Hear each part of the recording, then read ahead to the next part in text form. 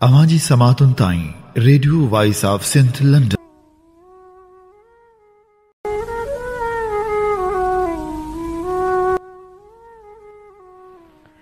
जे सिझाए सिक तपिण सिके ससुई पीताई पुन्हुअ खे हॾण भगस हिक इन तड़ मझां तिक ॾिने पाण उञ थिए। भलारे भिटधणी जे भलारे बैत सां मुंहिंजो ही आवाज़ मुसाफ़िर radio voice of Sindh London तां थिए दुनिया जी कुंड कुड़िछ ताईं जंहिंजा माॻ ॿुधिजे पियो उन्हनि मिड़नी महिरबाननि खे सिक भरियो सलाम शाल क़बूल पवे। 10 अप्रैल 2022 आचर जे ॾींहुं प्रोग्राम सोच वीचार साण करे आऊं अव्हां जी ख़िदमत में हाज़िर ख़िदमत अव्हां जो पंहिंजो मेज़बान हबीब लगारी। प्रोग्राम जी शुरूआत में अव्हां लाइ इहा ई दुआ त शाल जित हुजो, सुख सलामती सां हुजो, कॾहिं बि ॾुखियो ॾींहुं न ॾिसो ऐं कॾहिं बि अव्हां जूं मुर्खूं मेरियूं न थियनि। दुनिया जी कुंड कुड़िछ में जिते बि रहो सिंध लाइ, सिंध वासियुनि लाइ ऐं दुनिया जे मज़लूम माण्हुनि लाइ जा खोड़ींदा रहो। शाल अव्हां जा ख़्वाब ताबीरनि सां लाव लही सघनि। प्रोग्राम सोच वीचार में अॼु सिंध जे हालतुनि समेत जग जहां जो ख़बरूं पेश कबियूं ऐं उन सां गॾोगॾु मौलाना दीनमुहम्मद वफ़ा जी वरसी ते खेसि भेटाउनि जा गुलाब छींदासीं। सारी सब जमार पोरितनि लाइ जा खोड़ींदड़ शहीद नज़ीर अब्बासी खे पिणु भेटा पेश कई वेंदी, जॾहिं त नामियारे शाइर नसीम बलोच जो इंटरव्यू पिणु अव्हां जे समातनि जी नज़र कंदासीं। सभ खां पहिरियां प्रोग्राम में शामिल करियूं था ख़बरूं। काल्ह पाकिस्तान में बेएतमादी वारी रिथ ते वोटिंग वारे ॾींहुं सॼो ॾींहुं तमाशो लॻल रहियो। क़ौमी असेंबली जे स्पीकर इजलास जी शुरूआत कई त मुख़्तलिफ़ बहाननि सां इजलास खे मुलतवी कयो पिए वियो ऐं उन सां गॾोगॾु वॾियूं तक़रीरूं करे मामले खे इंघायो पिए वियो। नेठ राति जो 11 वॻे खां पोइ क़ौमी असेंबली जे स्पीकर असद कैसर इस्तीफ़ा ॾेई छॾी, जंहिं बाद क़ौमी असेंबली जी कार्रवाई असद कैसर हलाए, जॾहिं त पार्लियामेंट इमरान ख़ान ख़िलाफ़ बेएतमादी वारी रिथ पास करे छॾी।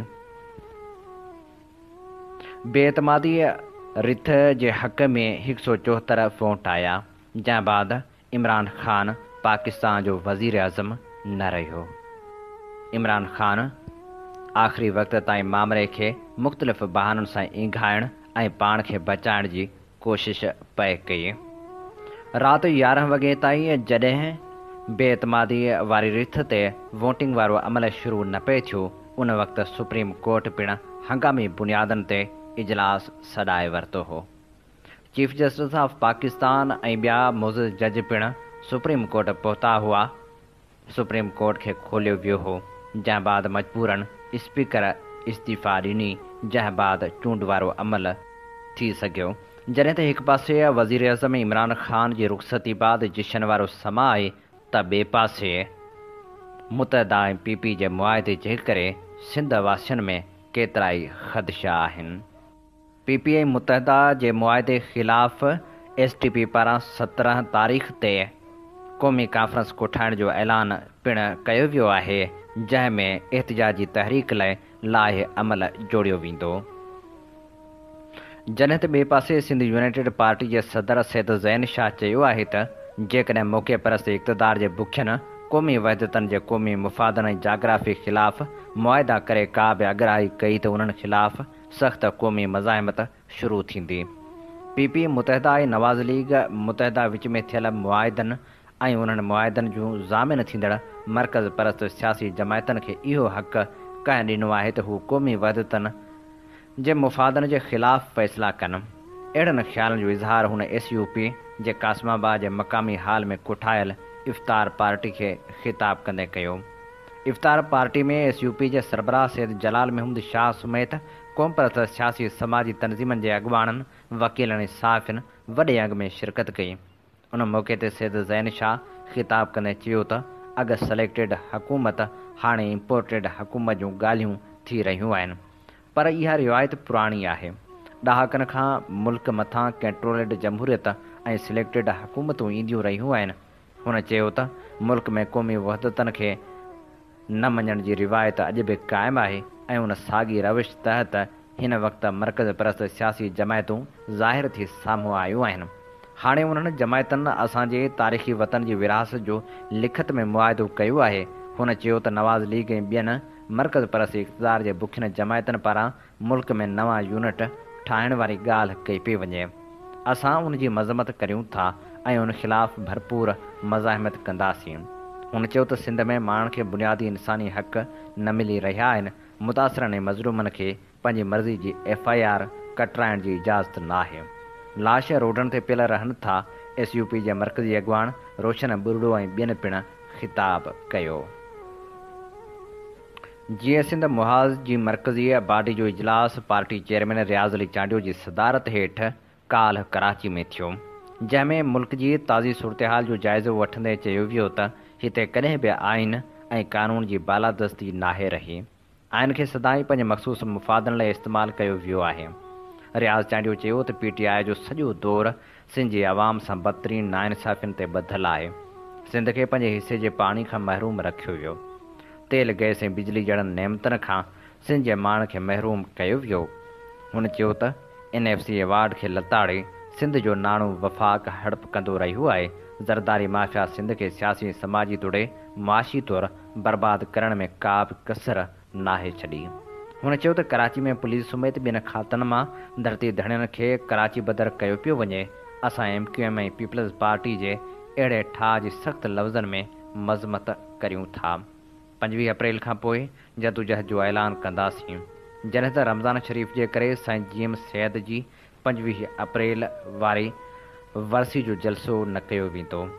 24 अप्रैल ते सन में नज़रियाती वर्कशॉप कराए रहबरे सिंध साईं GM सैद खे भेटा पेश करे 25 अप्रैल ते मज़ार ते हाज़िरी भरी वेंदी।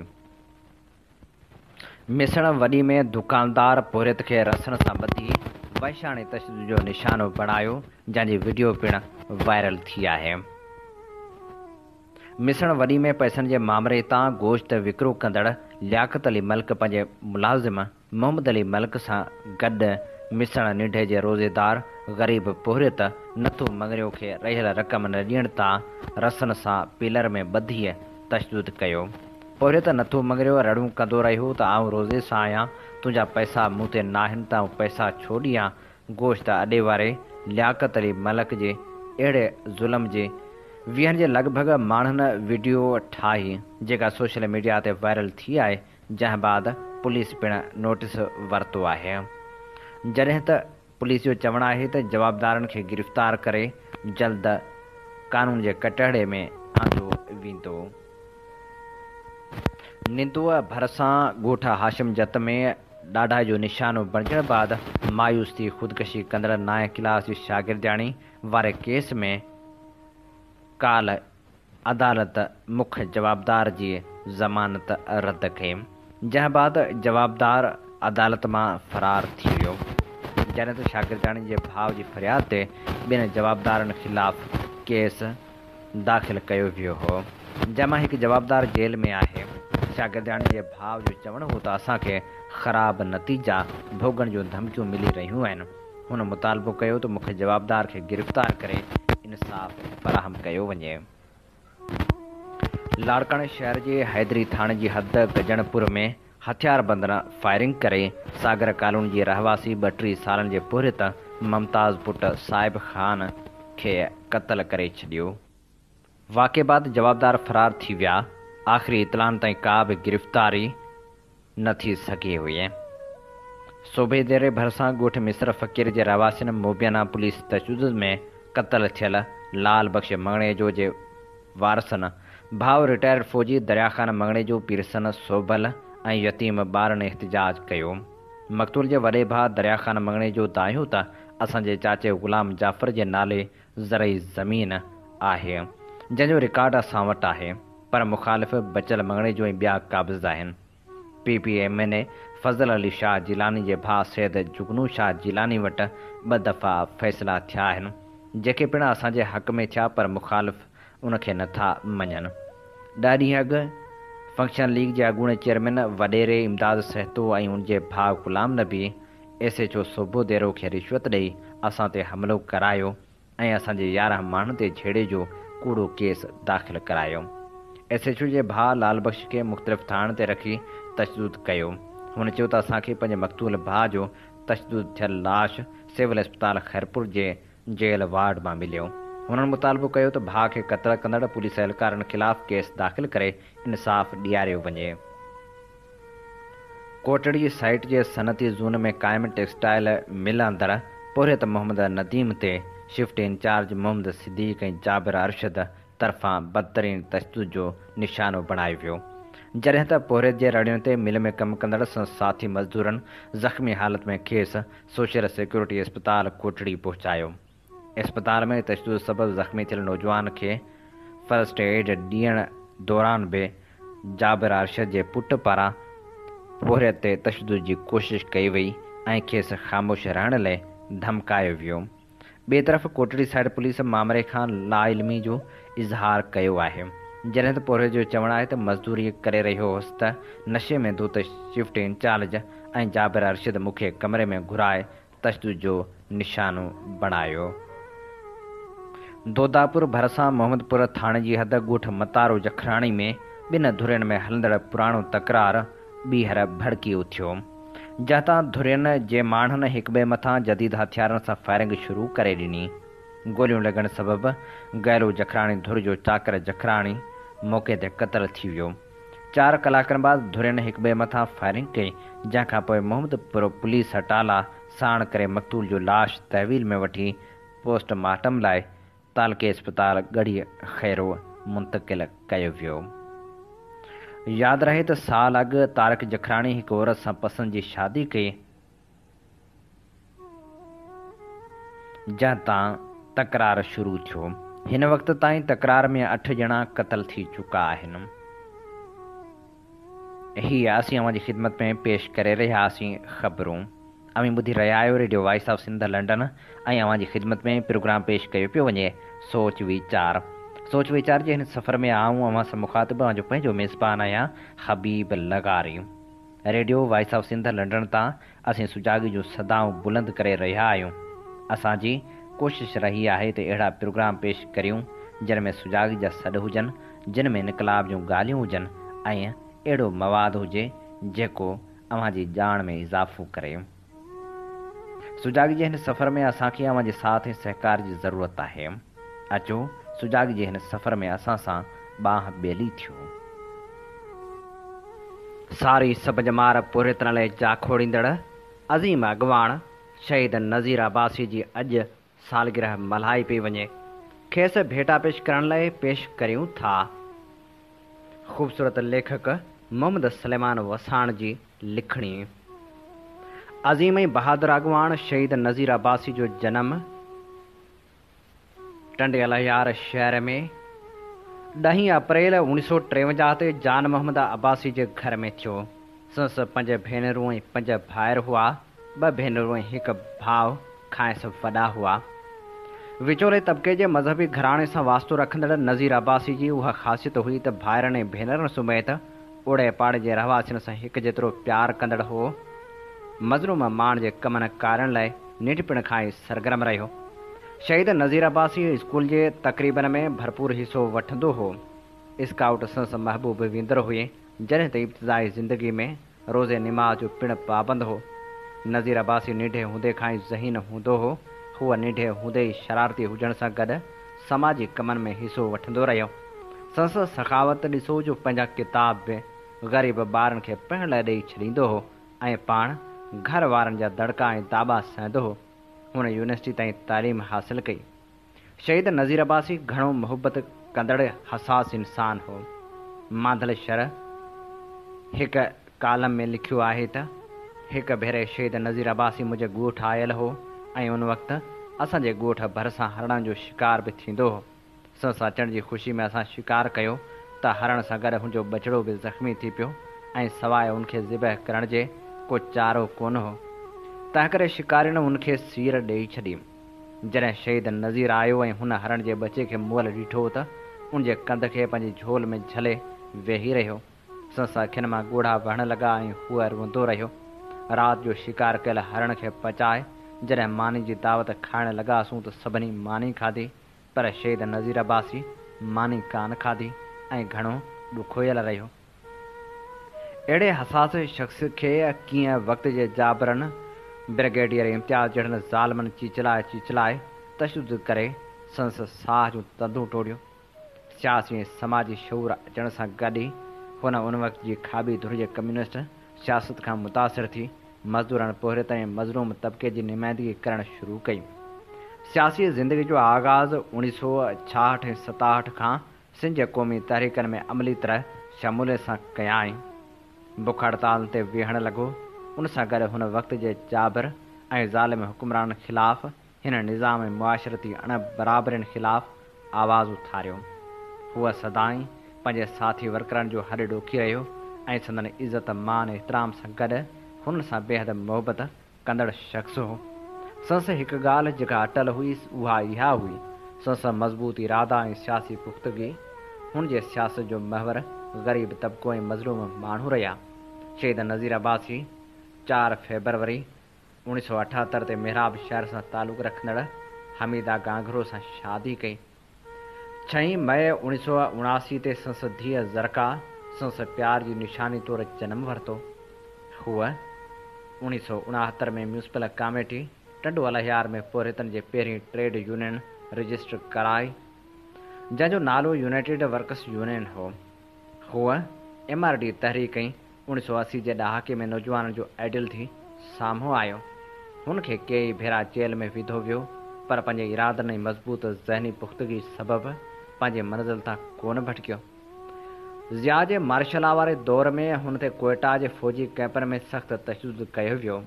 शहीद नज़ीर अब्बासी खे शहादत खां अॻु कराची जे पाकिस्तानी क्वार्टर वारे इलाइक़े में हिकु जाइ ते छापो हणी गिरफ़्तार करण जी कोशिश कई वई हुई, जितां संस कुझु साथी गिरफ़्तार कया विया, पर नज़ीर अब्बासी जाइ खां ॿाहिरि हुजण सबबि बची वियो। पर फौरी तौरु खेसि हिकु बस में सफ़र करण दौरान गिरफ़्तार कयो वियो। गिरफ़्तारी खां पोइ उन जे आमर जनरल ज़िया जे हिदायतनि ते मख़सूस टार्चर कैम्प में मथे एतिरो त ज़हनी जिस्मानी तशद्दुद कयो वियो जो हुन जो रूह जो पखी परवाज़ करे वियो। शहीद नज़ीर अब्बासी अक्सर चांद मेरी ज़मीन फूल मेरा वतन झुगारींदो रहंदो हो। अहिड़ी तरह हुन पंहिंजे गीतनि खे साबिया करण लाइ पंहिंजी हयाती वतन वासियुनि लाइ क़ुर्बान करे छॾी ऐं हूअ हमेशह लाइ अमुर बणिजी वियो। शहीद नज़ीर अब्बासी जे टार्चर कैम्प में शहादत खां पोइ हिकु हसास इदारे जे माण्हुनि जी गाॾी कराची जे गोले मार वारे इलाइक़े में रहंदड़ संस भेणवे मोहम्मद रमज़ान अब्बासी जे घर वेझो पहुती ऐं संस पुछा कई। मोहम्मद रमज़ान अब्बासी जे घर में मौजूदु न हुजण ते उन जे भाउ वली मुहम्मद अब्बासी खे हसास इदारे जा अहलकार गाॾी में वठी हलिया विया। हुननि वली मुहम्मद अब्बासी खे टार्चर कैम्प में पियल 3 लाश ॾेखारिया, जिन मां हिकु शहीद नज़ीर अब्बासी जो हो। बाद में हसास इदारे जे अहलकारनि शहीद नज़ीर अब्बासी जो सर्द जिस्म कराची जे सखी हसन वारे क़ब्रिस्तान में दफ़नाए छॾियो। संस लाश कंहिं अणॼातल क़बर में दफ़न कयो वियो, जंहिंजी ख़बर कंहिंखे बि न आहे। शहीद नज़ीर अब्बासी असां में मौजूदु न आहे, पर सिंध जे हिन अज़ीम अॻवान खे सिंध अॼु बि सलाम पई करे ऐं सिंध ते आयल ताज़ियुनि मुसीबतनि ऐं पंहिंजनि जे मिलियल ज़ख़्मनि ते असां शहीद नज़ीर जहिड़े हौसलामंद इरादे जे अटल माण्हुनि जी ॻोल्हा में आहियूं। दुनिया में जेके माण्हू मक़सद ख़ातिर पंहिंजी जान जो नज़रानो ॾींदा आहिनि, उहे मरी बि अमर थी वेंदा आहिनि। शहीद नज़ीर अब्बासी बि अहिड़नि अज़ीम इंसाननि मां हिकु हो। सिंध जे हक़नि वारी जदोजहद जो अॾोल सिपाही, नामियारो लेखक ऐं radio voice of Sindh London जो सरवाण इमदाद अली ओढो पंहिंजे किताब जल मशल जल में लिखे थो, शहीद नज़ीर अब्बासी सिंध जी क़ौमी जदोजहद जो अणविसरंदड़ किरदारु आहे। मूं ऐं नज़ीर अब्बासी गॾिजी जदोजहद कई। हुनखे असां टंडे अलहियार मां सिंध यूनिवर्सिटी वठी आयासीं। खेसि फेडरेशन जो अहम ज़िम्मेवारियूं ॾिनियूं वयूं। असां ॿिन्ही गॾिजी गच वक़्तु क़ौमी तहरीक में हिसो वरितो। सॼी सिंध जा मुख़्तलिफ़ वक़्तनि ते दौरा करे सिंध नेशनल स्टूडेंट फेडरेशन खे मुनज़िम कयो। मां जॾहिं फेडरेशन जो मरकज़ी सदर हुअसि त नज़ीर अब्बासी जनरल सेक्रेटरी हुयो। हुन में कमु करण जो जज़्बो वधीक हुयो। हुन थोरे वक़्त में अहम मक़ाम माणे वरितो। हुन खे जनरल ज़ियाउल हक़ जे दौर में 30 जुलाई 1980 ते गिरफ़्तार कयो वियो। मथस मुख़्तलिफ़ फ़ौजी अज़ियत गाहुनि में टार्चर कयो वियो, पर नज़ीर अब्बासी खां हूअ का बि मालूमात हासिल न करे सघिया। उन तशद्दुद ऐं मारकुट दौरान फ़ौजनि हथां शहीद थी शहीद नज़ीर अब्बासी हमेशह लाइ अमर बणिजी वियो। अॼु नाम्यारे आलिम अदीब मुहक़िक़ मौलाना दीन मोहम्मद वफ़ाई जी वरसी मल्हाई पई वञे। खेसि भेटा पेश करण लाइ असीं संस तारुफ़ पेश करियूं था। हीअ तारुफ़ असां अव्हां लाइ इनसाइक्लोपीडिया सिंधियाना मां चूंड कयो आहे। नामवर आलिम अदीब ऐं मुहक़िक़ मौलाना दीन मोहम्मद वल्द हकीम गुल मोहम्मद 27 रमज़ानुल मुबारक 1311 हिजरी बमुताबिक़ 4 अप्रैल 1894 ते ॻोठ खटी तालके गढ़ी यासीन ज़िले ख़ैरपुर में जनम वरितो। शुराती तालीम पंहिंजे वालिद खां वरिताईं। उन बाद फ़ारसी जी तालीम मौलवी मोहम्मद आलिम खां ऐं अरबी जी तालीम मौलाना ग़ुलाम सोनी जतोई वारे खां वठी 1913 में फ़ारिग़ुल तहसील थियो। इल्म जी तहसील खां पोइ मौलाना दीन मोहम्मद कुझु वक़्त लाइ कराची में रहियो। उन बाद 1914 खां 1916 ताईं राणीपुर में जीलानी पीरनि जी औलाद खे तालीम ॾिनाई। तंहिंखां पोइ ठलाह में वञी इमामदीन शाह राशिदी जे फ़र्ज़ंदनि खे पढ़ाइण लॻो। मौलाना दीन मोहम्मद वफ़ाई 1920 में अल वहीद अख़बार जे असिस्टेंट एडिटर जी हैसियत सां सहाफ़त जी दुनिया में क़दम रखियो। 3 सालनि खां पोइ 1923 में कराची मां माहिवार रिसालो तौहीद जारी कयाईं। 1926 में संजोगी शेखनि जी तहरीक शुरू थी त 1 साल लाइ उत्तर सिंध में वञी तबलीग कयाईं ऐं 1927 में अख़बारुल हर्ब जारी कयाईं। 1930 में अल वहीद अख़बार जो एडिटर थियो ऐं 1934 में कराची मां ॿीहर तौहीद रिसालो कढियाईं। उनखां पोइ कुझु वक़्त लाइ अख़बार आज़ाद जो बि एडिटर थी रहियो। 1940 में सिंधी साह जो सलाहकार बोर्ड क़ाइमु थियो त खेसि उनजो मेंबर मुक़ररु कयो वियो। उनखां सवाइ साॻी दौर में सिंधी लुग़त कामेटी ते बि मेंबर तौरु खंयो वियो। अहिड़ी तरह विरहाङे खां पोइ 1949 में सिंधी दर्सी किताबनि खे नए सिर तयारु करण लाइ कामेटी ठाही वई त खेसि बि मेंबर चूंडियो वियो। मौलाना दीन मोहम्मद वफ़ाई नाम्यारो आलिम बेबाक सहाफ़ी नामवर अदीब हो। शहरो शाइरी सां बि शगुफ़ रखंदो हो, जंहिं करे वफ़ाई तख़लुस इख़्तियार कयाईं। संस सियासी ऐं इल्मी तरबियत मौलाना उबैदुल्ला सिंधी वटि थी 1920 में जमायतुल उलमाए सिंध जो नाज़िम मुक़ररु थियो। ख़िलाफ़त तहरीक दौरान हुन सिंध खां हिंद ताईं समूरिन कॉन्फ्रेंस में शिरकत कई ऐं मुल्की सतह ते सिंध जे सिरे खां वठी लाड़ ताईं अहम जलसनि जो इनक़ाद कयाईं। हीअ सफ़े अवल जो तहरीकी मुबलिगनि मां हो। ख़िलाफ़त तहरीक में सरगर्म हुअण दौरान केतिरा भेरा जेल वियो। हूअ न रुॻो सिंध ख़िलाफ़त कामेटी जो सेक्रेटरी थी रहियो, पर जमायत लाइ चंदो ॾियण, गॾु करण ऐं अमन सभा आलमनि खे जवाबु ॾियण में बि बाक़ी आलम सियासतदाननि खां अॻिरो रहंदो आयो। हुन सिंध मोहम्मदन एसोसिएशन में बि शमूलियत इख़्तियार कई। सिंध जी बम्बई खां अलहदगी खां पोइ मौलाना सिंध इतिहाद पार्टी सां हमदर्दियूं क़ाइमु रखियूं, पर जॾहिं मौलाना उबैदुल्ला सिंधी 1940 में जलावतनी खां पोइ वापसि वतन वरियो ऐं जमना नर्मदा सिंध सागर पार्टी ठाहियाईं त संस बांह ॿेली थी सियासत में हिसो वरिताईं। मौलाना दीन मोहम्मद वफ़ाई खे तारीख़ जे मज़मून में गहरी दिलचस्पी हुई। हुन मजमूई तौरु 60 किताब लिखिया, जिन मां लुत्फ़ुल लतीफ़, ख़ुलफ़ाए राशिदीन, अलहामुल बारी, तज़किराए मशाहिर सिंध अहम आहिनि। मौलाना दीन मोहम्मद वफ़ाई तारीख़ साज़ शख़्सियतनि ते भरपूर नमूने कमु कयो ऐं केतिरनि अहम इल्मी अदबी शख़्सियतनि जूं सवाना उमरियूं लिखियूं। संस तबियत निहायत सादी ऐं फ़क़ीराणी हुई। हूअ वसी ज़हन ऐं क़ल्ब रखंदड़ आलिम हो। मौलाना दीन मोहम्मद वफ़ाई 10 अप्रैल 1950 ते वफ़ात कई। हीअ असीं अव्हां जी ख़िदमत में पेश करे रहिया हुआसीं मौलाना दीन मोहम्मद वफ़ाई जो तारुफ़। अमी ॿुधी रहिया आहियो radio voice of Sindh London ऐं अव्हांजी ख़िदमत में प्रोग्राम पेश कयो पियो वञे सोच वीचार जे हिन सफ़र में आऊं अव्हां सां मुखातिब जो पंहिंजो मेज़बान आहियां हबीब लगारी। जीअं त अव्हीं चङी रीति ॼाणो था त radio voice of Sindh London तां असीं सुजाॻी जूं सदाऊं बुलंद करे रहिया आहियूं। पहिरें ॾींहं खां असांजी इहा कोशिशि रही आहे त असीं अव्हांजी ख़िदमत में अहिड़ा प्रोग्राम पेश करियूं जिन में सिंध वासियुनि ऐं दुनिया जे मज़लूम माण्हुनि जी ॻाल्हि हुजे। सुजाॻी जे हिन सफ़र में असांखे अव्हांजे साथ ऐं सहकार जी ज़रूरत आहे। असीं पंहिंजा प्रोग्राम फेसबुक पेज ऐं यूट्यूब वसीले अव्हां ताईं पहुचाईंदा आहियूं। असांजा प्रोग्राम वधि में वधि दोस्तनि ताईं पहुचायो त जीअं शऊर भरियो हीअ आवाज़ु घर घर ताईं पहुची सघे।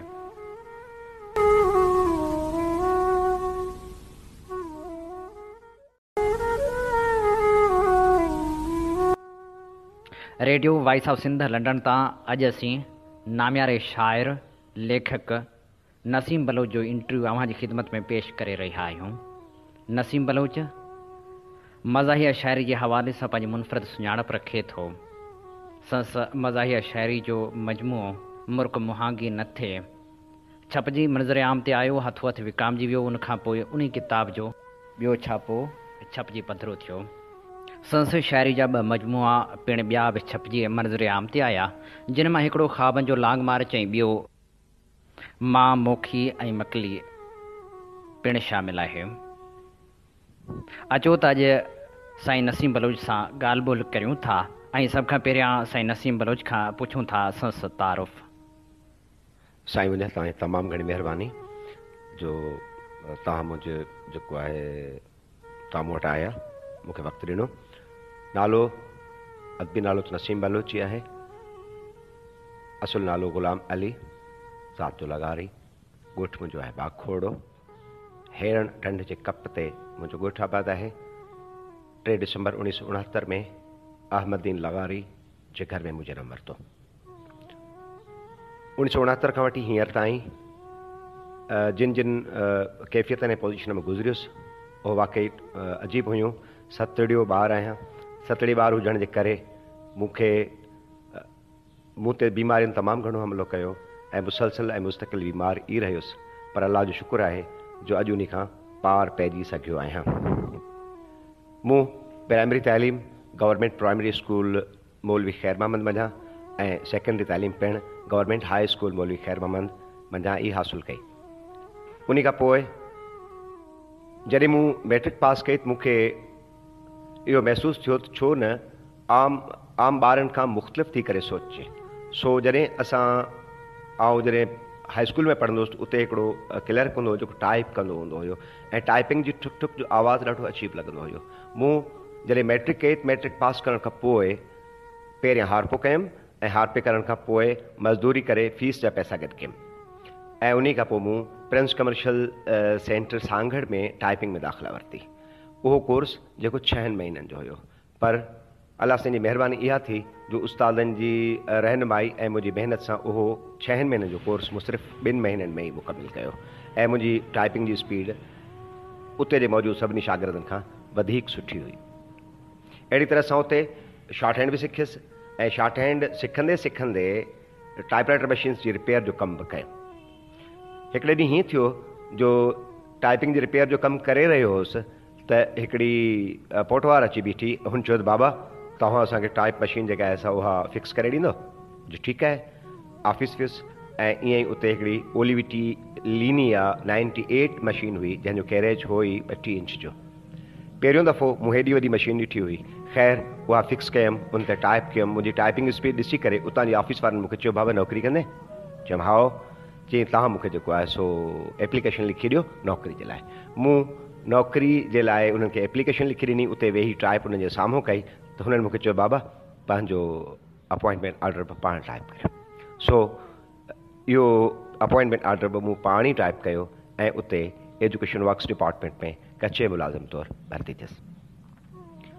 लिखण पढ़ण जी शुरूआत जे हवाले सां आउं इहो चवंदो हलां त बाखोड़ो ते अवाइली अंब हूंदो हुयो मिठड़ाओ कैनाल जे कप ते।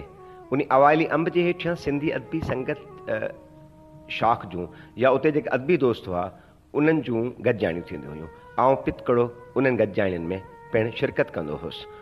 उन्हीअ में मूंखे यादि आहे त फैज़न लांडर, उस्ताद लगारी ऐं ॿिया दोस्त जेके आहिनि, अमर लगारी ऐं ॿिया दोस्त उते अची उन गॾजाणियुनि में शिरकत कंदा हुआ। ईअं कंदे जेको आहे सो आउं पोइ सांगड़ हलियो आयुसि ऐं सांगड़ जे सिंधी अदबी संगत जे गॾजाणियुनि में शिरकत कयमि। लिखणनि जे हवाले सां आउं इहो चवंदो हलां त असांजे ख़ानदान में चाचा अब्दुल गनी पिणु शाइरी कंदो हो ऐं ॾाॾा जिन मोहम्मद याकूब सुठो मौलूदी हुयो। हू मौलूद ॾाढा भला ॻाईंदो हुयो। ईअं ई कंदे किताबनि पढ़ण जो शौक़ु जेको आहे सो मूंखे 8 दर्जे खां ई शुरू थियो। 8 दर्जे में ई मूं जेको आहे सो किताबनि पढ़ण जी शुरूआति अमर जलील खां कई ऐं उते ई पढ़ंदे पढ़ंदे जेको आहे सो सूमरे सौदाई जो किताबु तुंहिंजा ॾाढ चुंझड़ियूं ऐं तुंहिंजा ॾाठ मुंहिंजा माठ मूंखे जेको आहे सो मिलियो। मतिलबु जेका तव्हां मज़ाहिया शाइरी कई आहे, मज़ाह तरफ़ तव्हांखे आणण में सूमरे सौदाई जे किताबनि जो हथु आहे। हा बिल्कुलु, इन में को शक कोन्हे को त 8 दर्जे में मूं जॾहिं पहिरियों दफ़ो किताबु चुंझड़ियूं पढ़ियो पिए त ॾाढो खियुसि ऐं शायदि उन्हीअ जो ई जॾहिं मूं पढ़ियो पियो उहो किताबु, उन जो परतो इहो मौजूदु आहे त मूंखे संजीदा शाइरी सां गॾोगॾु कंहिं गज़ल में कंहिं गज़ल में आउं हमेशह का न का सिट अहिड़ी लॻाए छॾींदुसि जेका मज़ाहिया हूंदी हुई। मज़ाहिया त माण्हू पाण ते पाण चिथर बि करे वठंदो आहे, पर कॾहिं कॾहिं ईअं बि थींदो आहे त कंहिं माण्हू ते माण्हू मज़ाहिया लिखे ऐं ईअं कावड़ जन, कॾहिं अहिड़ो को वाक़ियो पेश आयो? हा छो न, इहो सदाईं थींदो रहियो आहे। असां लिखंदा हिकिड़ी शइ आहियूं, माण्हू सम्झंदा ॿी शइ आहिनि, त पोइ हरूभरू पंहिंजे मुंहं में कावड़िया वठनि। मूंखे यादि आहे त हिकिड़ी टोली हूंदी हुई जेका हमेशह हुननि जी कोशिशि हूंदी हुई सोन ठाहिजे।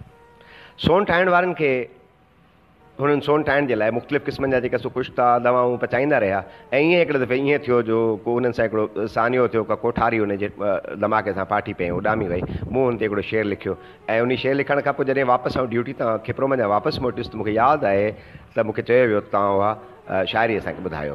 जॾहिं मूं उहा ॿुधाई त मूंखे लठियूं खणी लॻा मुंहिंजे पुठियां ऐं ॾाढो आउं भॼी वियुसि हलियो। इन खां पोइ जेको आहे सो 8 ॾींहंनि खां पोइ वरी ॿीहर मोटी आयो हुयुसि।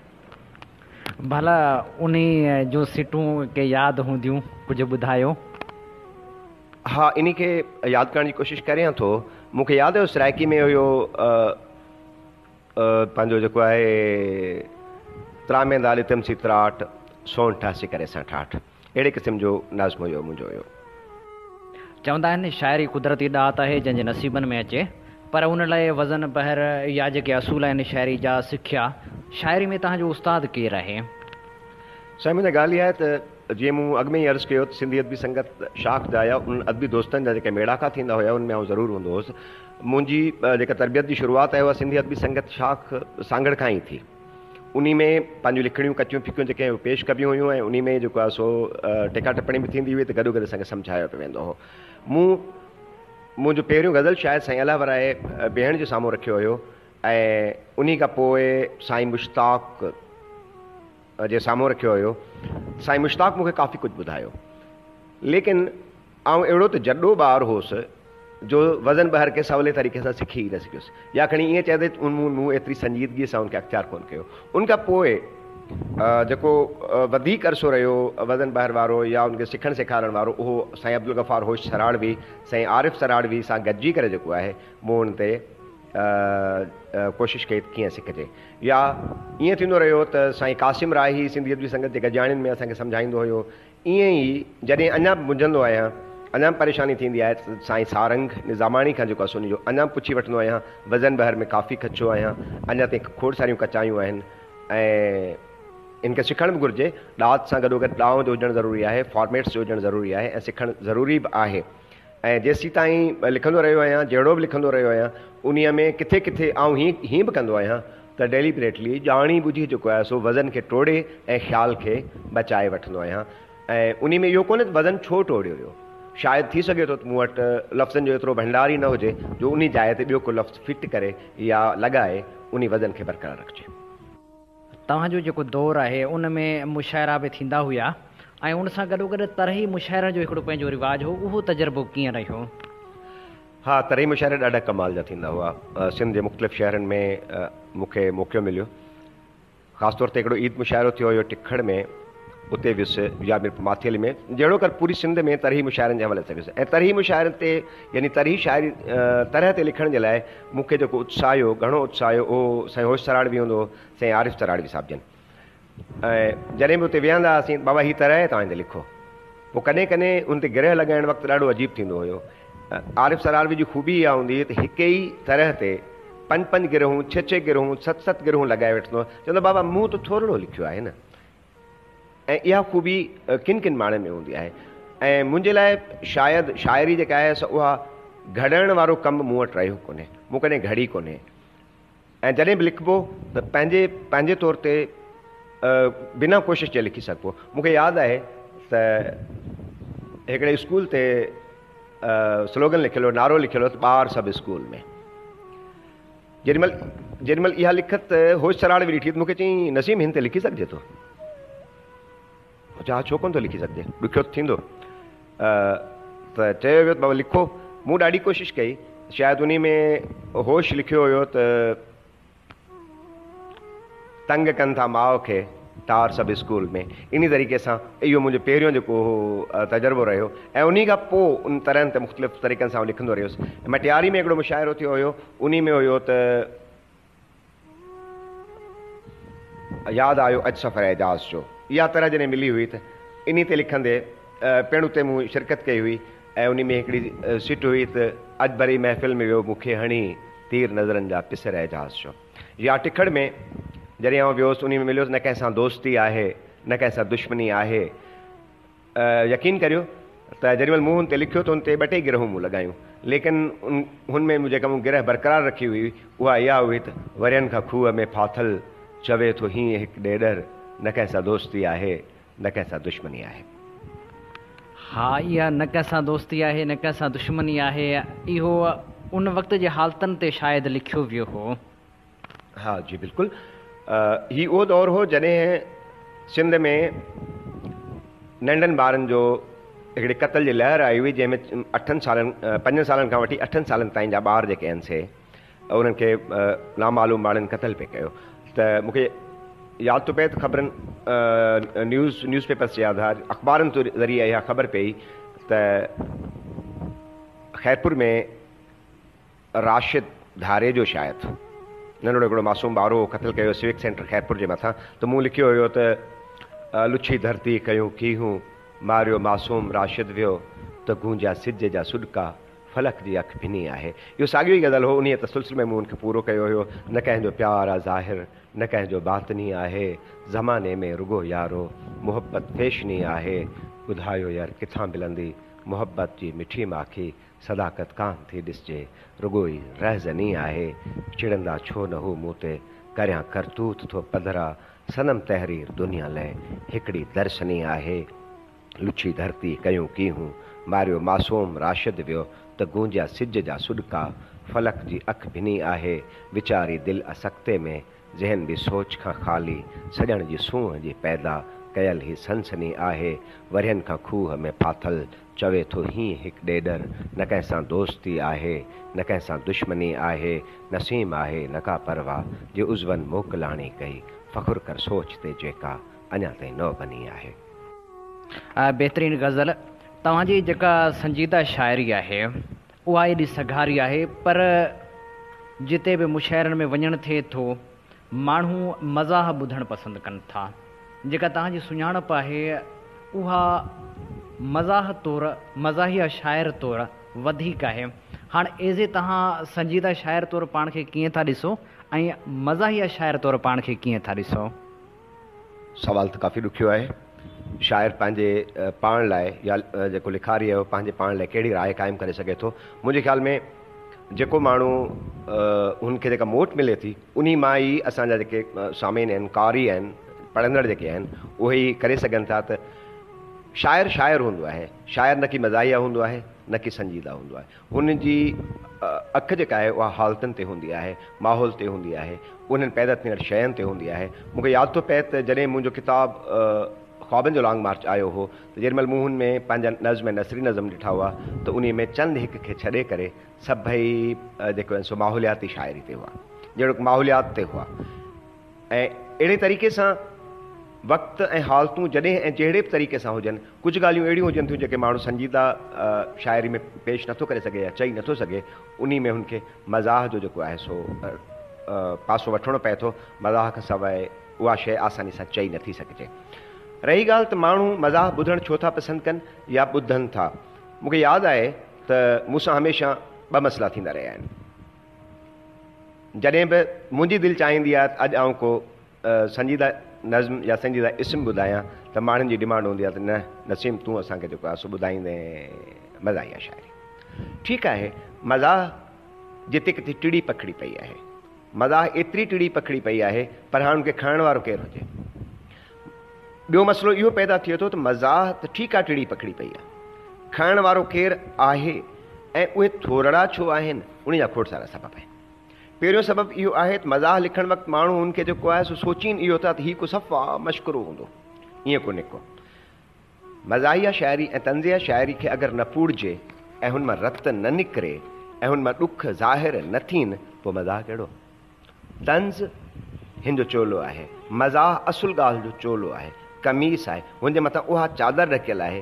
अहिड़ी फाइलम जेका आहे सा फाइलम कोटेड गोरी आहे जेका ओॾीमहिल खाइण में मिठी लॻे थी, लेकिन जेॾीमहिल हुनजो उहो मिठास भरियो जेको मथां जेका शुगर कोटेड हूंदी आहे, उनजो कोट या तह लहंदो आहे, ख़बर पवंदी आहे त इंतिहाई कसारी हुई, ॾाढी कड़ी हुई। तव्हां कॾहिं मुख़्तलिफ़ क़िस्म जी का गोरी खाइण जो थियो हूंदो अंदाज़ो, उहा गोरी केॾी कड़ी हुजे थी। ईअं ई मज़ाह में चयल ॻाल्हियूं बज़ाहिर त माण्हू खिली टहक ॾेई ॿुधी वठे थो, जेॾीमहिल हुनखे सोचे थो त हुनजो सुॾको ज़रूरु गूंजे थो। हा बिल्कुलु इहो त आहे। मज़ाहिया अंदाज़ में इनकलाबी या मज़ाह जे अंदाज़ में जेका आहे शयूं समाज जी, मिसाल तौरु काफ़ी शयूं आहिनि नसीम तव्हां जूं, जीअं सांगड़ में मवाली पोता हिन काग़ज़ न छॾींदा धरती ते, भंगियनि खे हींअर खां मोकल आहे, रोडनि ते ॿुहारो को बि न ॾे, या काफ़ी अहिड़ियूं शयूं आहिनि। का तव्हां पंहिंजी तख़लीक़ ॿुधायो जेका तव्हांजी पंहिंजी पसंदि जी हुजे। पंहिंजा ॿार पंहिंजी तख़लीक़ हर कंहिंखे मिठी हूंदी आहे।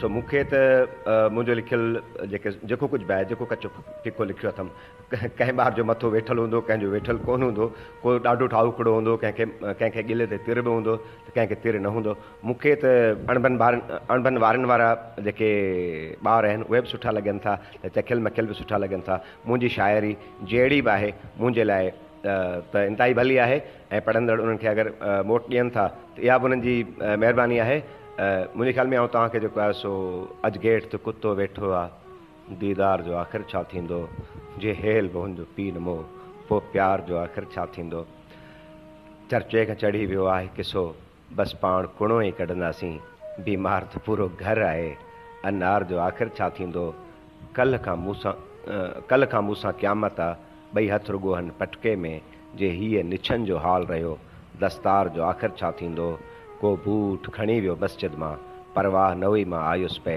अगठ टुटी पियो रस्ते ते, शलवार जो आख़िर छा थींदो, अफ़सोस त ॾाढो थियो ॾिसंदे, जो ॼञ समूरी वाइड़ी आहे, हिन घोट जो बिल्लो थी पवंदो, हुन कुंवार जो आख़िर छा थींदो, सूडान खां सांगड़ ताईं ख़बरूं, नसीम ॾसे वियो यकसा ई, मासूम सहाफ़ी सोचनि पिया, अख़बार जो आख़िर छा थींदो। हबीब, उम्मीद आहे तव्हां नाराज़ कोन थींदा। हा, आउं सहाफ़ी ज़रूरु आहियां, पर हुन सां गॾोगॾु शाइर बि त आहियां। हा बिल्कुलु ईअं त आहे। हा, ॿियो नसीम, तव्हांजो हिकिड़ो नज़म मूंखे काफ़ी वणंदो आहे, जेको वणजारनि ते लिखियलु आहे, वणजारनि जी वारी आई, मकड़ियूं मोड़े वंझ वराए, हुज वञनि था देस पर आहे, इहो त असांखे ॿुधायो। बंदर बंदर भुणका वाका। ऐं नज़म ॿुधाइण खां अॻु में तव्हां हिकिड़ी ॻाल्हि ॿुधाइणु चाहियां थो। मुंहिंजे ख़्याल में इहो आहे त मुंहिंजो सोर्स ऑफ इंस्पायरेशन जेको रहियो आहे, मुंहिंजी ॾात खे जिला बख़्शण वारी जेका शइ रही आहे, उहे 2 अहम शयूं आहिनि। सभ खां पहिरियां आहे पाणी, अथाह पाणी, समूंड, वॾियूं ढंढूं, दरिया, मुंहिंजो जेको आहे सो सोर्स ऑफ इंस्पायरेशन आहे। ॿियो मुंहिंजो सोर्स ऑफ इंस्पायरेशन आहे मकली, सूंडा, ख़ासि तौर ते मकली ऐं मकली जी ख़ामोशी, मकली जी शाम वग़ैरह। सो केटी बंदर वारो एरिया जेको आहे, जॾहिं मूं ॾिठो पए त अॻु में हिकिड़ो चकर लॻाए आयो हुउसि, हूं बि त शाइर जेको तस्वुराती दुनिया में पंहिंजी दुनिया आबाद करे वठे थो। मूं लिखियो हुयो, बंदर बंदर भुणका वाका, नंढड़ियूं काकियूं नंढड़ा काका, भूत पिटे जा पार कढे पई, रोअण सरस सवायो हुन वटि, जगमग जगमग ॾियारी आई, वणजारनि जी वारी आई। जगमग जगमग ॾियारी आई, वणजारनि जी वारी आई, मखड़ियूं मोड़े वंश वराए, भूज वञनि पिया देश पराए, ॾींहुं ख़ुशियुनि जो गुमसुम गुमसुम, दर्द हणनि था सरगम सरगम। ॾींहुं ख़ुशियुनि जो गुमसुम गुमसुम, दर्द हणनि था सरगम सरगम, हित दुखनि जी धिन धिन ताता, खोड़ खुलिया दर्दनि खाता, नैण अवलड़ा मुंहिंजा आता, ओ वणजारा रुखजी पहुतो, मुंहिंजो जोबन मेड़ अथई, मुंहिंजो जोबन मेड़ अथई, मुंहिंजो जोबन मेड़ अथई। वाह, बेहतरीन नज़म। नसीम साईं, तव्हां ज़िक्र पे कयो त बाखोड़े ते गॾिजाणियूं थींदियूं हुयूं, तव्हां हुन में बि शिरकत कंदा हुआ। लाज़मी आहे त शाइरी तरफ़ राग़िब कीअं थिया, शाइरी तरफ़ तव्हां आया कीअं, ऐं शाइरी लिखण जी शुरूआति कीअं थी? पहिरियां त तव्हां में शौक़ु पैदा थियो हूंदो, का त अहिड़ी ॻाल्हि हूंदी जंहिं तव्हांखे इन सॼे माहौल तरफ़ आंदो हूंदो। बिल्कुलु सही, तव्हां सही ॻाल्हि कई। असल में थियो हीअं हुयो जो असांजो जिते हींअर ॻोठु आहे, इन जे भर में दोस्त अली फ़क़ीर हितां दलोर वारी दड़ी ते लॾे हिननि बनी वठी हिते अची आबाद थिया। हिननि पंहिंजो जेको आहे सो असां वारी ओताक ते राति जो वेही राग कंदा हुआ। राग करण वारी जेका सूफ़ियाणी जेका महफ़िलुनि जी रोज़ ऐं रूटीन में थींदी हुई, उते वञी करे असां दोस्त अली फ़क़ीर वटां काफ़ी ॿुधंदा हुआसीं। उन्हनि जा पुट, उन्हनि जा पोटा, उहे सभई जेके आहिनि से राति जो वेही हिकिड़ो रियाज़ कंदा हुआ। थोरो ई सही, कलाक सही, 2 कलाक सही, ज़रूरु 2-4 कलाम ॻाए उन खां पोइ हू पंहिंजी महफ़िल खे बर्ख़ास्त कंदा हुआ। ऐं नंढड़ो हुउसि त मूं इहे सभु शयूं उन दौर में राग ॿुधण खां, यानी मौसीक़ी खां ई शुरू कयूं, ऐं उन खां पोइ गॾिजाणियूं बि थींदियूं रहियूं उन में। त सही ॻाल्हि इहा आहे त माण्हू जेॾीमहिल जेका शइ ॿुधे थो या जंहिं माहौल मां गुज़रे थो, उन जो असरु क़बूले थो। मूंखे यादि आहे त आउं पितकड़ो हुउसि, एतिरो वॾो कोन हुउसि, त मूं लिखियो हुयो, ॾे दिलि खे का दिलदारी, ॾे दिलि खे का दिलदारी का काफ़ी टाइप। उन दौर में इहो थींदो हुयो त छो त राति जो असांखे कलाम ॿुधंदा हुआसीं, ऐं पोइ उन में जेको रिदमेटिक सिलसिलो हूंदो, रिदम सां मूं शायदि इहा आओ पहिरीं हिकु वारी ॾे दिलि खे का दिलदारी, इहो मूं लिखियो हुयो। यकतारी ते जेको आहे सो ॻाल्हाइण जी कोशिशि बि कयमि। मूंखे हाणे तो यादि नथो पए थो केतिरो ऐं कीअं हूंदो, ईअं ई थियो हुयो। बाक़ी रही ॻाल्हि, स्कूल जो ज़मानो ॾाढो कहर जो रहियो, उन में बि घणो कुझु थियो। लिखणु पढ़णु ऐं उन जी शुरूआति ऐं ॾिसण जी शुरूआति बि उतां ई थी त परखिजे ऐं ॾिसजे कीअं, ऐं कंहिं अहिड़ी शइ खे ॾिसी करे उन खां पोइ उन में पंहिंजी हिकिड़ी दुनिया आबाद कीअं कजे। उहो लाओबाली दौरु हो, उहो दौरु हो जंहिंखे पाण टीन एज सॾींदा आहियूं। ऐं उन टीन एज मंझां जेॾीमहिल मूं लिखणु जेको आहे सो परखणु शुरू कयो त हालतूं कैफ़ियतूं तब्दील थींदियूं रहियूं, ऐं उन्हनि हालतुनि ऐं कैफ़ियतनि मूंखे जेको आहे सो जेका शइ ॾिनी उहो हो सफ़रु। सफ़रु कमाल जो सफ़रु हो। शायदि उहो शुरूआती सफ़रु मुंहिंजो जेको रहियो उहो बाखोड़े खां भिट शाह तरफ़ थींदो हो। मुस्तक़िलन 1984-85 वारो जेको दौरु आहे, मूं भिट शाह ते मुसलसल कॾहिं पंधु त कॾहिं बस में, कॾहिं अधु किराए ते, कॾहिं लिफ्ट वठी पहुचणो ज़रूरु हूंदो हुयो। राति जो वाही ॿुध बि हुई, अलाह अलाह कबो हो, ऐं इन चांदी वारे दरवाज़े जे भर में वेही जेको आहे सो मन खे शांती ॾियण जे लाइ मराक़बा कंदा हुआ। मुंहिंजे ख़्याल में त जेको असुलु शाइरी में अचण जो जेको सबबु हुयो, बाक़ी किताब पढ़ण त हुया, शायदि भिटाई सां वेझी जेका रही मुंहिंजी विझड़ाइप या उन जी उनसियत हुई, जेको मुंहिंजी छिक हुई उन में, उहा रही। मूंखे यादि थो पए त मूं बाखोड़े खां भिट शाह जो हिकिड़ो सफ़रनामो, मंज़ूम सफ़रनामे लिखण जी कोशिशि कई हुई। ऐं ईअं कंदे कंदे जेॾीमहिल आउं सिंधियत बि संगत शाख में आयुसि त पोइ ख़बर पई त शाइरी आहे। उन खे जेॾीमहिल रंदो लॻो, उन खे जेॾीमहिल इहो थियो, पर शाइरी वारी चिणग स्कूल वारे ज़माने खां ई भड़की उथी हुई। ऐं उहा कीअं हुई, उहो कीअं हुयो ऐं कीअं थींदो रहियो आहे त बाखोड़ो मुंहिंजी जनम भूमि, जंहिं ते फैज़न बि लिखियो त फैज़ बाखोड़ो वियो आहे अॻे सफ़ा सुरहाण छॾे, ऐं मूं लिखियो हुयो त बेरंग बाखोड़ो ॾिसी बाद सबा रोई ॾिनो। अहिड़ी क़िस्म जी शयूं थियूं ऐं उन खां पोइ अॻिते वधियासीं। हा जी, बिल्कुलु इहो जेको दौरु आहे, तव्हां जॾहिं शाइरी तरफ़ अचो पिया त शायदि वरनि खां ॿुधो आहे त तव्हां दौर में बाजी फ़क़ीर लिगारी वारा हुआ या ॿिया हुआ, अहिड़ा शाइर बि बाखोड़े ते मौजूदु हुया, उन्हनि सां कॾहिं मुलाक़ातूं थियूं? हा, बाजी सां मुंहिंजूं खोड़ सारियूं मुलाक़ातूं रहियूं ऐं तमामु घणियूं रहियूं। मूंखे यादि थो पए त आउं मियाँ जी हसन कड़ो, हाजी नूर महमद, हाफ़िज़ यूसुफ पिताफ़ी, बाजी फ़क़ीर लगारी असां नौरंग वारे ॻोठ खां आयासीं पे बाजी फ़क़ीर असांखे जेको आहे सो संदे ॻोठ वटि असांखे मिलियो हुयो। उन खां पोइ असांजो कसद या पंधु जेको सो दाद लगारी तरफ़ हुयो। ईअं रस्ते हलंदे नानो नूरमंद ॿिया जी हसण कड़ो बाजी फ़क़ीर ऐं हाफ़िज़ यूसुफ पिताफ़ी प्रेम पिताफ़ी जो वालिद उहे गॾु आया पिया त पंहिंजे पाण में फ़ारसी ॻाल्हाईंदा पिया आया न। ऐं ईअं ई बसि ॿुधंदो पियोसि इहो फ़ारसी ॻाल्हाए छा थींदी आहे। ख़ैर अच्छा सॉरी इन में हिकिड़ो ॿियो फ़र्द बि शामिलु हुयो हाफ़िज़ मूसा लगारी, उहो पिणु गॾु हुयो। इन में इहो कसरत कंदे जेको आहे बाजी हमेशह पंहिंजी शाइरी ॿुधाइण में चवंदो हुयो बाबा मूंखे छॾियो, बाबा मूंखे छॾियो, कोन थो ॿुधायां कोन थो, पोइ ॿुधाईंदो हुयो। लेकिन उन पंध दौरान जॾहिं आऊं 16 या 17 सालनि जो आहियां, उन पंध दौरान जेको आहे सो जेको वार्ता थी हुई उहा इहा थी हुई त बाजी पंहिंजी हिकिड़े गज़ल फ़ारसी गज़ल जी हिकिड़ी सिट ॿुधाई हुई त ज़हर कातिल शाफ़ी नबाशद।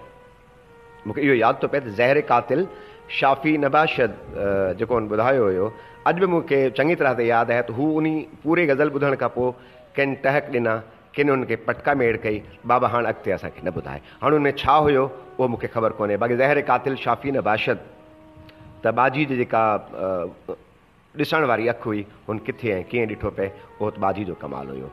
कननि खां घटि ॿुधंदो हुयो ऐं सोचींदो वधीक हुयो। हिकिड़े दफ़े मूं बाजी खां पुछो, साईं भला मूंखे इहो ॿुधायो त मूं ॿुधो त तव्हां जेको आहे सो जेके तसौफ़ जूं चाढ़ियूं तइ पे कयूं, इश्क जी मंज़िल तइ पे कयूं, उन में किरी पिया हुआ, पोइ छा थियो? खिली चई लाल मिटी में किरंदो आहे त को मेरो थी वेंदो आहे छा? हा बिल्कुलु, मिटी त लाल खे मेराण कॾहिं बि नथी बख़्शी सघे। उहो हिकु सुनहरी दौरु हो जेको यादगिरियुनि में त हमेशह महफ़ूज़ रहणो आहे। जेको बि दौरु गुज़रे थो, तव्हां उन दौर जेका शुरूआती दौरु आहे लाज़मी उन खां पोइ पुख़्तगियूं आयूं हूंदियूं, खोड़ सारा शाइरी में तजुर्बा कया हूंदा। तव्हां कहिड़नि कहिड़नि सनफ़नि ते तिबा आज़माई कई आहे? मूं घणो घणो गज़ल लिखियो, बैत लिखिया, वायूं लिखियूं ऐं AR आज़ाद जा जॾहिं नज़्म ॿुधंदो हुउसि त मुंहिंजी दिलि चवंदी त नज़्म लिखां। ऐं उन खां पोइ मूं नज़्मनि जी शुरूआति कई ऐं नज़्मनि में जेको आहे जीअं ई शुरूआति कयुमि तीअं ई जेको आहे सो पोइ नज़्म लिखंदो हली वियुसि। हाणे गज़ल मज़ाया शाइरी तौरु लिखी सघजनि था, 64 मज़ाया शाइरी तौरु लिखी सघजनि था। 1.5 सिटा मूं लिखिया ऐं बैत लिखिया, वायूं लिखियूं, नज़्म लिखिया, नातूं लिखियूं, हमद लिखिया, मनकबत लिखी। मुंहिंजे ख़्याल में का अहिड़ी सिंफ़ मूं छॾी पोइ त कोन्हे का। बाक़ी जदीद जेके सिंफ़ूं आहिनि हा टेड़ू लिखिया, जीअं सोनेट आहे, जीअं पंहिंजो पंचकड़ो आहे, इहे मूंखां लिखिया नथा थियनि या त मूंखे हिन जो जेको फॉर्मेट आहे उहो सम्झ में कोन थो अचे। इन्हीअ जे करे बसि बहरहाल जेके उहे पुराणियूं सिंफ़ूं आहिनि उन्हनि ते तव्हां लिखंदो रहियो आहियां। बाक़ी जेॾीमहिल हिते मीरपुर ख़ासि में ई हुउसि त मुंहिंजी मुलाक़ात कंहिं अहिड़ी शख़्सियत सां थी हुई जंहिंखां पोइ मुंहिंजी हिन जेको आहे सो सॼो जेको लिखण जो जेको अंदाज़ हुयो, अॻु में तव्हां अगरि मुंहिंजी शाइरी ॾिसो त अलॻि आहे, विच में ख्वाबनि जो लॉन्ग मार्च खे ॾिसो त अलॻि आहे। जॾहिं मां मोखी ऐं मकली वारो किताबु आयो त उन में सॼो नसीम तव्हांखे चेंज मिलंदो। हुन शख़्सियत जूं महिरबानियूं आउं जो नालो कोन थो खणा ऐं अगरि हू न मिले हा, हुन सां शायदि मुलाक़ात न थिए हा त आउं अॼु मां मोखी ऐं मखली जहिड़ो किताबु न ॾेई सघां हा। ऐं हुन मुंहिंजी सॼी जेका सोच हुई, सॼो जेको कुझु सिलसिलो हुयो, सोचण जो अंदाज़ हुयो, उनखे तब्दील करे छॾियो। ऐं अॼु नसीम जॾहिं बि लिखे थो त मकली जो ज़िक्र ज़रूरु करे थो। नसीम जॾहिं बि लिखे थो किथां बि मोटे त ॾखिण जी हवा जो ज़िक्र ज़रूरु करे थो, किथां मोटे त समूंड जो ज़िक्र ज़रूरु करे थो। मकली, समूंड, हवाऊं इहे हुन जूं ॾिनल आहिनि, हीअ हुन जूं महिरबानियूं आहिनि जो हू मूंखे अञा ताईं उत्साहींदो रहे थो। हू मूंखे अञा ताईं फ़ोन करे उत्साहींदो रहे थो, मैसेज करे उत्साहींदो रहे थो, जीअं तीअं करे उत्साहींदो रहे थो। हुन मूं मञा समुंड निकिरणु न ॾिनो आहे, हुन मूं मञा मकली निकिरणु न ॾिनी आहे, हुन मूं मञा पंहिंजो पाण खे निकिरणु न ॾिनो आहे। ऐं हू मूं में ईअं तहलील थी चुको आहे जीअं साहु खणंदे बि ख़बर पए थी त हा हू किथे हूंदो, हा हू कीअं हूंदो, हा हू छा सोचींदो हूंदो। इहो सभु कुझु ईअं ई आहे। इहो जेको मद आहे, इहो जेको अंदाज़ आहे, इहो जेको हुनजे प्यार ॾियण जो अंदाज़ आहे, उहो ई सभु कुझु आहे। उन जे सहारे ते जीअण जो अंदाज़ पंहिंजो ई आहे। जी बिल्कुलु नसीम साईं, शख़्सियतूं माण्हू ते असर अंदाज़ थियनि थियूं, एॾा ख़ूबसूरत रंग छॾे वेंदियूं आहिनि जो माण्हू उन्हनि जे सैर मां निकिरी न सघंदो आहे। पाण जॾहिं सांगड़ जो ज़िक्र अचे थो, पंहिंजी जनम भूमि आहे, त अदबी गरजाणनि जो ज़िक्र त पंहिंजी जॻह ते थियो आहे, पर उन्हनि अदबी गॾु ॼाणण सां गॾु उन्हनि अदबी कचहरियुनि जो ज़िक्र बि थींदो हले। मूंखे यादि थो पवे त पाण जॾहिं वेंदा हुआसीं त तॾहिं साईं आजिज़ हुजणी तो, साईं आरिफ़ सरहारवी या साईं नवाज़ कुंभर वारा हिकिड़ो दौर गॾिजाणनि जो रहियो। त उन्हनि खे कीअं था ॾिसो, उहे कचहरियूं कीअं रहियूं? साईं मुंहिंजी ॻाल्हि इहा आहे त उहो दौरु वाक़ई कमाल जो दौरु हो। शायदि उन वक़्तु माण्हुनि वटि वक़्तु हो, हींअर वक़्तु कोन्हे को। मूंखे उहा ॻाल्हि यादि थी अचे जॾहिं साईं आजिज़ हुजण सां ॾेख वेख मुंहिंजी तमामु पुराणी हुई। जॾहिं आउं शायदि 8 दर्जे में पढ़ंदो हुउसि तॾहिं आउं साईं सां मिलणु वियो हुउसि संदे ॻोठु। उन खां पोइ ॿीहर जॾहिं साईं सां वेझड़ाइप थी, जॾहिं मुंहिंजो हालार कंपोज़र्स जो दुकानु हूंदो हुयो ऐं शेडो ऑफिस हूंदी हुई, ऐं हुते कमु कंदो हुउसि। साईं आजिज़ साहिबु आयो त बाबा हिकु किताबु पाण कंपोज़ कंदासीं, कचहरियूं कंदासीं। पोइ साईं जो किताबु कंपोज़ कंदे साईं सां कचहरियूं बि थींदियूं रहियूं ऐं रूह रचंदियूं बि थींदियूं रहियूं। ऐं साईं आजिज़ अॼु जॾहिं साईं जो ज़िक्र कयूं पिया, सुभाणे हुनजी वरसी आहे, त यकीन करियो त साईं बि कमाल जो चवंदो जाओ नसीम किथे आहीं? बाबा घर आहियां। बाबा सांगड़ आहियां। हा हीअं कर भला ॻोठ कोन थो अची? साईं अचां थो। पोइ वेंदो हुउसि त साईं उते इंतज़ार में हूंदो हुयो, खिलंदो वेठो हूंदो हुयो पंहिंजे उताक जे आगुर ते।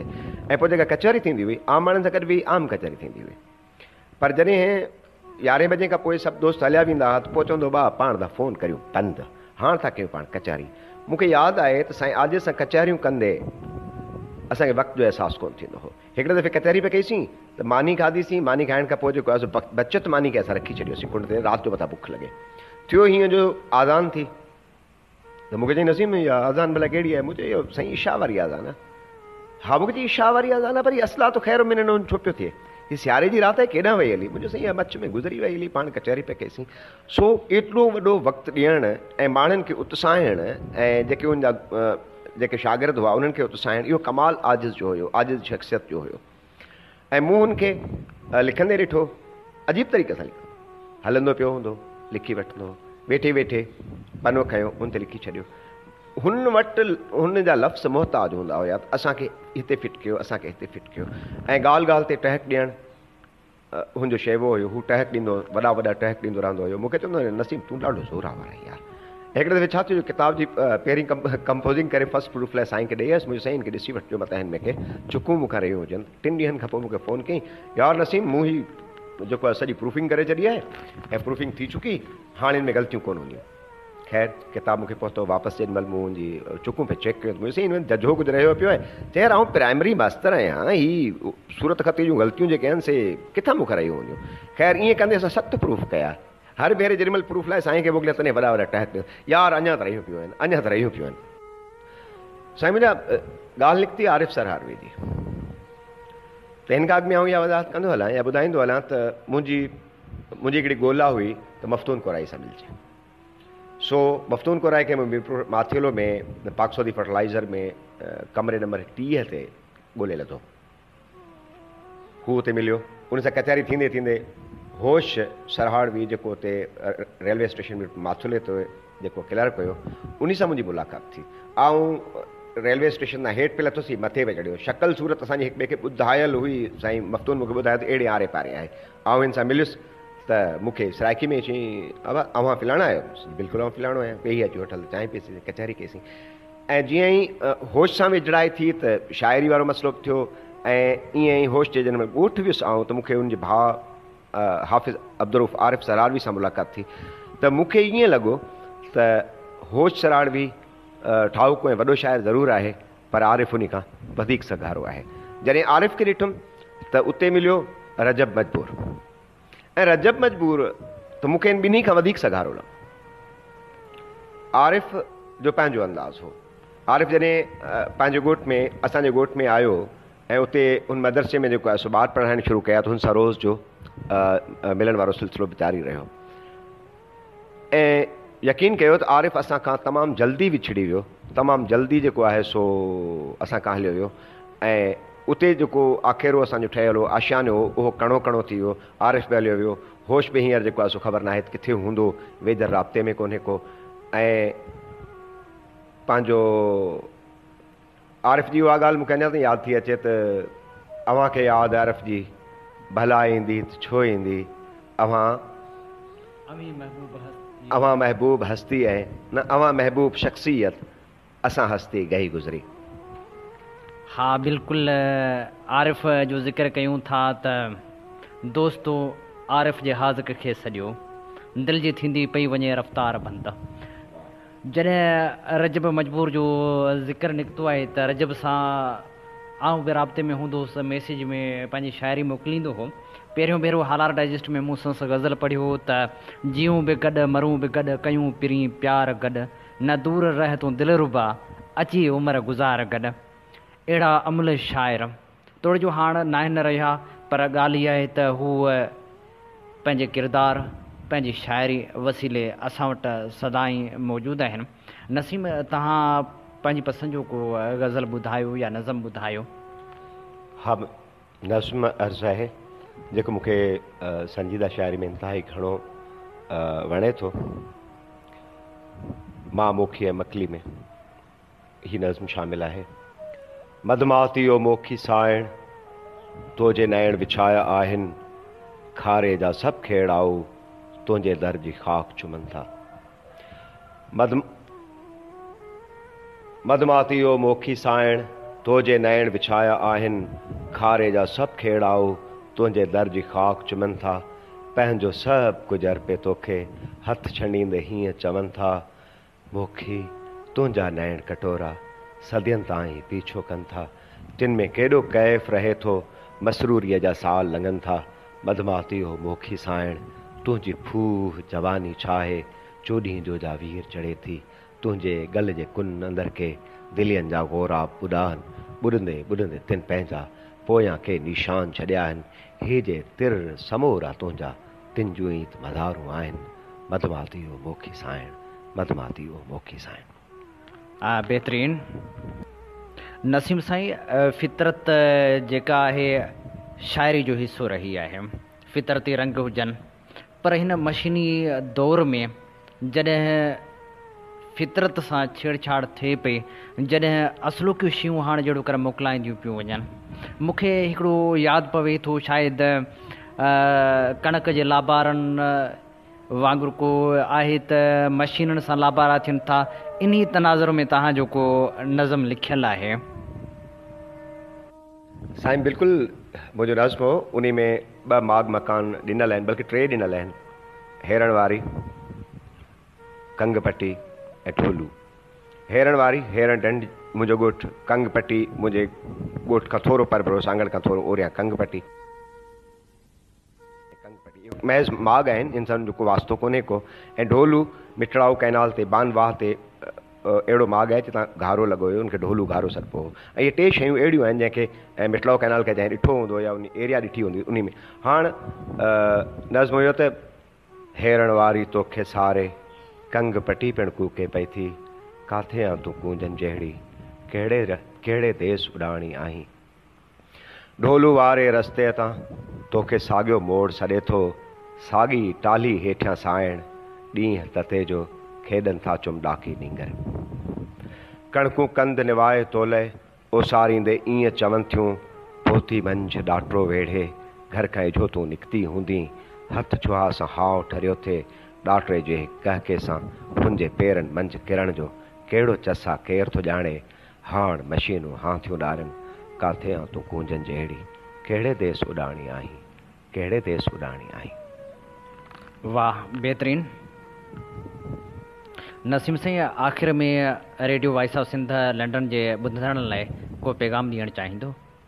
साईं मुंहिंजा, ही सृष्टि, ही दुनिया जंहिंमें असां हिते मौजूदु आहियूं, ॾाढी रंगीन आहे। हुन रंगीन दुनिया खे पंहिंजी अना, पंहिंजे क्रोध, पंहिंजी कावड़ खे साम्हूं रखी करे दाग़दार न कयो। ही प्यार ॾियणु, प्यार वठणु, प्यार विरहाइण लाइ आहे। शाइरी हसास जज़्बनि जो ई नालो आहे।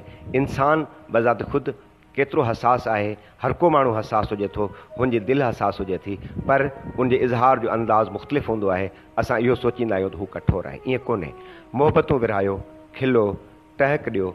ऐं हिन मशीनी दौर में, हिन दजाली दौर में असांखे जेको आहे हिकिड़ो ई कमु करिणो आहे त पंहिंजे पाण खे वक़्तु ॾियूं, हिक ॿिए खे वक़्तु ॾियूं, वेझा आहिनि उन्हनि खे वक़्तु ॾियूं। असां हिन मोबाइल में वेही करे कलाकनि जा कलाक गुज़ारियूं था। यकीन करियो त असां इहे कलाकनि जा कलाक अगरि पंहिंजे पाण खे ॾियूं, पंहिंजे दोस्तनि खे ॾियूं, पंहिंजे घर परिवार खे ॾियूं ऐं किताबनि खे ॾियूं। किताब जेको बि तव्हांखे हथु लॻे, जेको बि तव्हांजी पसंदि हुजे, उनखे ज़रूरु पढ़ो। घटि में घटि हफ़्ते में हिकिड़ो किताबु पढ़ो। हफ़्ते में नथा पढ़ी सघो त 15 ॾींहंनि में ज़रूरु पढ़ो। घटि में घटि महीने में हिकिड़ो किताबु त पढ़ी पूरो कयो। किताबु कहिड़ो आहे ऐं कहिड़े अंदाज़ में तव्हां पढ़णु चाहियो था, उहो तव्हां ते आहे। उहो ज़रूरी कोन्हे त किताबु कहिड़ो हुजे, उहो शाइरी हुजे, उहो नाविल हुजे, उहो कहाणी हुजे या ॿियो कुझु। तव्हां किताबु पढ़ो, कहिड़े भली खणी निसाब जो किताब ई छो न हुजे, पर पढ़ो। ऐं ॿी शइ इहा आहे त रोज़ु हिकु या ॿ पना लिखो ज़रूरु।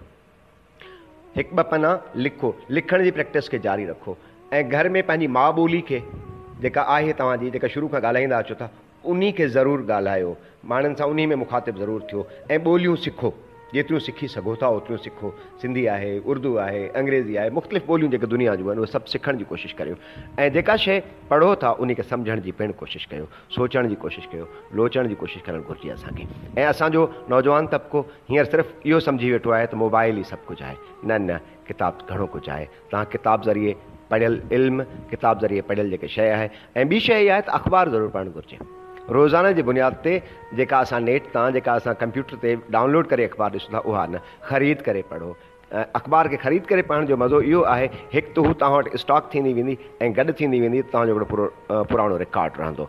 ऐं ॿियो, जॾहिं बि वञो, जिते बि वञो त अखियूं खुलियल रखो, कन खुलियल रखो ऐं ज़बान पिणु खुलियल रखो। ज़बान खे केॾी केॾी महिल तालाबंदी जी ज़रूरत हूंदी आहे, उहा सिर्फ़ु उते खोलियो जिते हुनजी ज़रूरत हुजे। न त घणो ॿुधणु बहितरीनु कन थियण ई बहितरीनु हिकमत अमली आहे। जेतिरो घणो ॿुधंदो ओतिरो घणो परखी सघंदो, सोचे सघंदो, सम्झी सघंदो। अलाह करे तव्हांजे ॿुधंदड़नि जे जेके दोस्त आहिनि असांजा, उन्हनि वटि समूंड जहिड़ियूं ख़ुशियूं अचनि ऐं उन्हनि में समूंड वांगुरु चुचकर हुजे, उथल पुथल ऐं आंध मांद हुजे। आंध मांद ई मंज़िल जो निशान आहे। अगरि तव्हां में आंध मांद कोन्हे त मंज़िल ते असां पहुची कोन सघंदासीं। ऐं जॾहिं बि मुंहिंजी सलाह आहे सभिनी दोस्तनि खे जेके मूंखे ॿुधनि पिया, उन्हनि खे घुरिजे त हू हिकु दफ़ो पंहिंजे वेझो कंहिं समूंड खे ॾिसी वठनि। अगरि हू समूंड ते नथा पहुची सघनि त पंहिंजे कंहिं वेझे खे जेको तव्हांखे सफ़ा वेझो आहे, उनजे अखियुनि में गौर सां ॾिसनि त उनखे पूरो सागर नज़र ईंदो। ऐं उहो सागर ॾिसण जे लाइ तव्हांखे पंहिंजूं अखियूं न, हुन जूं अखियूं, पंहिंजूं अखियूं करणियूं पवंदो।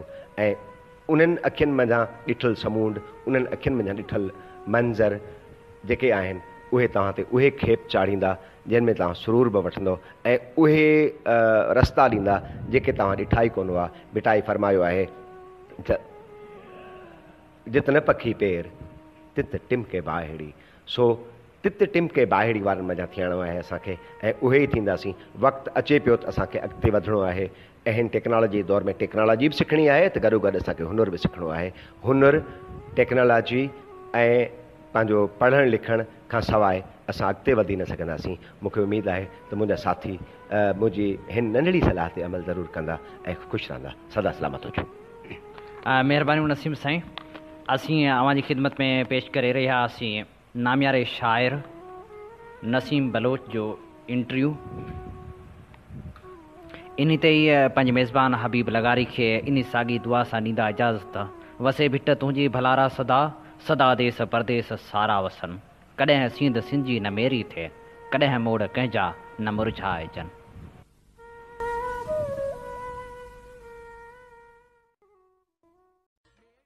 सिंध मुंहिंजी अमा, सूंह तुंहिंजी मथां छा लिखी, छा लिखां, छा लिखी, छा लिखां। सिंध मुंहिंजी अमा, दुनिया जा सिंधियो हिकु मुठ थी सिंध बचायो। सिंध मुंहिंजी अमा, सूंह तुंहिंजी मथां छा लिखी, छा लिखां। सिंध जो क़ौमी आवाज़ radio voice of Sindh London.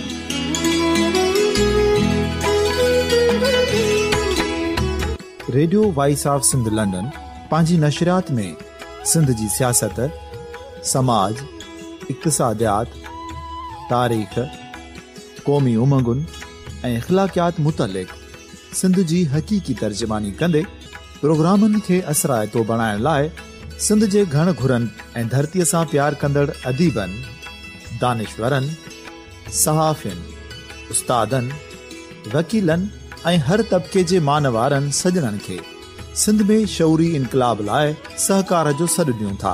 अचो त गॾिजी सूफ़िन ऐं संतनि वारी सिंध जो ओज हिकु मुठ थी वरी वापसि आणण वारे सफ़र जा साथारी बणिजऊं।